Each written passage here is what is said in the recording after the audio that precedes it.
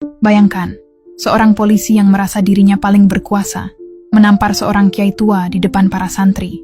Tapi detik berikutnya, mulutnya terkunci, kakinya tak lagi bisa berdiri. Apakah ini azab, ataukah peringatan dari langit? Assalamualaikum warahmatullahi wabarakatuh. Selamat datang kembali di Pena Story, tempat di mana kisah nyata dan hikmah hidup bersatu dalam cerita penuh makna. Jangan lupa untuk klik tombol subscribe, nyalakan lonceng notifikasi, dan tulis sholawat terbaikmu di kolom komentar. Pastikan nonton sampai akhir untuk cerita menegangkan dan penuh hikmah ini. Episode 1, Kedatangan Sang Polisi Arogan. Di sebuah desa kecil bernama Tanjung Rejo, yang terletak di kaki Gunung Kelud, kehidupan warganya berjalan dengan damai. Desa itu dikenal sebagai tempat yang religius, di mana mayoritas penduduknya adalah santri yang menimba ilmu di pesantren Darussalam, pesantren tertua di wilayah tersebut. Pengasuhnya, seorang kiai sepuh bernama Kiai Ahmad Nawawi, adalah sosok yang sangat dihormati dan dipercaya memiliki kebijaksanaan yang luar biasa.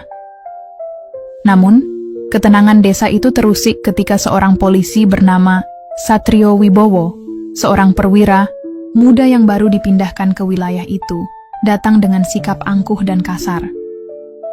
Satrio dikenal sebagai sosok yang tegas, tetapi seringkali bertindak berlebihan dan memanfaatkan kekuasaannya untuk menunjukkan superioritasnya. Ia tidak percaya pada hal-hal yang dianggapnya klinik, termasuk kewibawaan para kiai yang dihormati masyarakat desa. Suatu pagi, sebuah laporan datang ke kantor polisi setempat bahwa ada seorang pemuda desa yang ditangkap warga karena diduga mencuri di sebuah warung. Warga membawa pemuda itu ke pesantren Darussalam untuk dimintai pertanggungjawaban. Kiai Nawawi, dengan kebijaksanaannya, mencoba menengahi masalah ini dan meminta agar pemuda itu diberi kesempatan untuk menjelaskan dirinya. Mendengar hal ini, Satrio langsung mendatangi pesantren dengan penuh emosi. Ia merasa bahwa seorang kiai tidak berhak ikut campur dalam urusan hukum. Dengan langkah penuh kepercayaan diri, ia memasuki halaman pesantren tanpa melepas sepatunya, sesuatu yang dianggap tidak sopan oleh santri dan warga sekitar. "Mana pencurinya? Tidak perlu ada ceramah segala, hukum tetap hukum." Suaranya menggema di halaman pesantren, membuat suasana yang tadinya damai menjadi tegang. Para santri dan warga mulai berbisik-bisik, merasa tidak nyaman dengan sikap Satrio yang begitu arogan. Namun, Kiai Nawawi tetap tenang, menatap polisi itu dengan pandangan yang dalam, seolah bisa melihat lebih dari apa yang terlihat di permukaan. "Anak muda, duduklah sebentar. Tenangkan hatimu. Kita bicarakan dengan kepala dingin," ujar Kiai Nawawi dengan suara lembut namun penuh wibawa. Satrio mendengus sinis. "Saya tidak punya waktu untuk omong kosong," bentaknya. Seketika itu juga, angin berhembus kencang, membuat suasana semakin mencekam. Para santri menatap Kiai Nawawi dan Satrio dengan perasaan tak menentu. Sebuah pertanda buruk mulai menyelimuti tempat itu. Episode 2, Amarah yang Membakar. Angin bertiup semakin kencang, seolah membawa firasat yang tidak mengenakan.